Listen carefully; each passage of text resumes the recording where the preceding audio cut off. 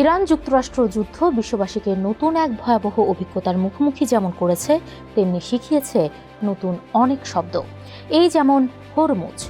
জীবনে প্রথম শুনতে পাওয়া এই প্রণালীর নামটি বাংলাদেশের অনেক মানুষের মুখে তরমুজ উচ্চারণেও উদ্ধৃত হয়েছে। আল জাজিরার প্রতিবেদনের আলোকে চলুন জেনে নেই এরকম 10টি শব্দের শানে নুজুল, যা চলতি সময়ে বেশ আলোচিত। হরমুজ একটি প্রণালীর নাম।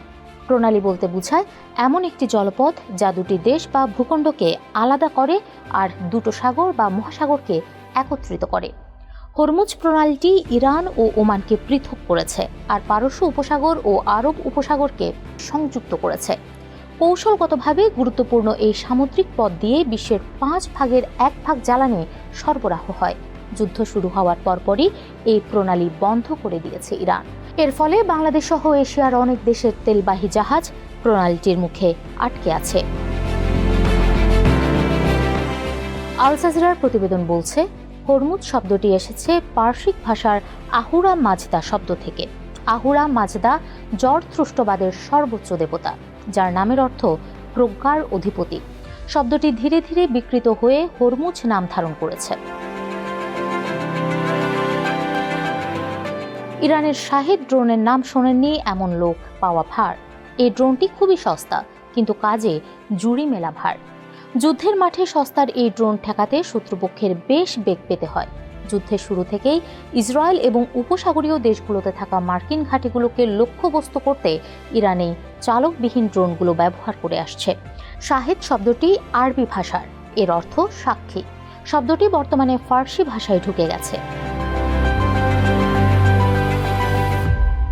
উত্তর আমেরিকার আদিবাসী জনগোষ্ঠীর ব্যবহৃত একটি কুঠার বা হাতুড়ির নাম ছিল টমাহক। অভিধান অনুসারে এই শব্দটি অ্যালগনকুইয়ান ভাষা থেকে এসেছে, যার অর্থ কাটার সরঞ্জাম। নিজেদের ক্ষেপণাস্ত্রের নাম ঠিক করতে এখান থেকেই শব্দটি নির্বাচন করেছে যুক্তরাষ্ট্র।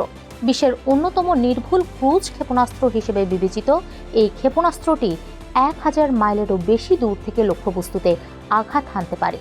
ধারণা করা হচ্ছে ইরানের মিনাব শহরের স্কুলে সম্ভবত একটি টমাহক ক্ষেপণাস্ত্র আঘাত হানে। ওই হামলা কেড়ে নেয় 168 শিশুর প্রাণ। হরমুজ প্রণালীর কাছে অবস্থিত একটি শহর মিনাব। সবুজ শ্যামল কৃষিভিত্তিক প্রাকৃতিক পরিবেশের জন্য বেশ পরিচিত এই শহরটি। যুক্তরাষ্ট্রের টমাহক ক্ষেপণাস্ত্র সাজারে তাইয়িবাহ নামে যে বালিকা বিদ্যালয়টিতে আঘাত হানে, সেটি এই শহরেই অবস্থিত। মিনাব শব্দের উৎস নীল বা স্বচ্ছ জল, যা সম্ভবত উর্বর ভূমি ও জলের উৎসের সঙ্গে এই অঞ্চলের ঐতিহাসিক সংযোগকে ইঙ্গিত করে। বাব আল মান্দেব প্রণালী, যার অর্থ অশ্রুর দ্বার বা দুঃখের দরজা। লোহিত সাগরকে এডেন উপসাগরের সঙ্গে যুক্ত করেছে এই প্রণালী। ইয়েমেন ও জিবুতির মধ্যবর্তী এই পথটি বৈশ্বিক বাণিজ্যের জন্য অত্যন্ত গুরুত্বপূর্ণ। যুদ্ধ চলাকালে ইরান সমর্থিত হুথিরা এই পথ বন্ধ করার হুমকি দিয়ে আন্তর্জাতিক শিপিংয়ে চাপ সৃষ্টি করেছে। 28 ফেব্রুয়ারি ইরানে যুক্তরাষ্ট্রের সামরিক অভিযানের কোডনেম ছিল এপিক ফিউরি। এপিক অর্থ বীরত্বপূর্ণ কাহিনী, আর ফিউরি মানে তীব্র ক্রোধ। একত্রে এপিক ফিউরি বলতে বোঝায় বিরচিত ক্রোধ বা মহাকাব্যিক মাত্রার ক্রোধ। আয়াতুল্লাহ দুটি শব্দের সমন্বয়ে গঠিত, আয়াত ও আল্লাহ। আয়াত শব্দের অর্থ নিদর্শন। আয়াতুল্লাহ মানে আল্লাহর নিদর্শন। আয়াতুল্লাহ শিয়া ধর্মের একটি উচ্চ মর্যাদার উপাধি, যা ইসলামী আইন ও ধর্মতত্ত্বে পারদর্শী আলেমদের দেওয়া হয়। ইরানে এই উপাধিধারীরা ধর্মীয় ও রাজনৈতিক উভয় ক্ষেত্রেই গুরুত্বপূর্ণ ভূমিকা পালন করেন। সাধারণত ইরানে এই উপাধি ধারণ করেন দেশটির সর্বোচ্চ নেতারা। আগে আলী খামেনিকে এই উপাধিতে ডাকা হতো, আর এখন মুজতবা খামেনিকে এই উপাধিতে ভূষিত করা হয়েছে। খার্ক দ্বীপ ইরানের প্রধান তেল রপ্তানি কেন্দ্র। পারস্য উপসাগরে অবস্থিত এই দ্বীপটি দীর্ঘদিন ধরে কৌশলগত গুরুত্ব বহন করে আসছে এবং সাম্প্রতিক সংঘাতে এটিও লক্ষ্যবস্তু হয়েছে। খার্ক নামটি কোথা থেকে এসেছে তা অনিশ্চিত। এটি সম্ভবত কোনো প্রাচীন ইরানি বা প্রাক ইসলামিক ভাষা থেকে উদ্ভূত, যদিও এর সঠিক অর্থ অজানা রয়ে গেছে।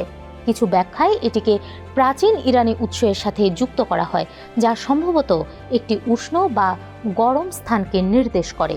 এটি সম্ভবত দ্বীপটির তীব্র তাপ প্রবাহপূর্ণ জলবায়ুকে নির্দেশ করে, যদিও এই ধারণাটি কেবলই অনুমান নির্ভর। ইরান যুদ্ধের সময় মার্কিন প্রতিরক্ষা মন্ত্রী পিট হেগসেতের বাহুতে করা আরবি ট্যাটুর বেশ কিছু ছবি খুব আলোচনায় আসে। এর মধ্যে একটি ট্যাটুতে আরবি অক্ষরে কাফের শব্দটি লেখা ছিল, যা সোশ্যাল মিডিয়ায় ভাইরাল হয়ে যায়। কাফের শব্দটির আভিধানিক অর্থ অবিশ্বাসী, আক্ষরিক অর্থ যে সত্য গোপন করে। ইরানের ইসলামিক রেভলিউশনারি গার্ড কর্পস IRGCর কেন্দ্রীয় সদর দপ্তরের নাম খাতাম আল আম্বিয়া। আরবি এই বাক্যাংশের অর্থ হল নবীদের মোহর। শব্দটি মূলত দুটি শব্দ থেকে এসেছে। খাতাম, যার অর্থ সিলমোহর বা সিলমোহরযুক্ত আংটি, এবং আল আম্বিয়া, যার অর্থ নবীগণ।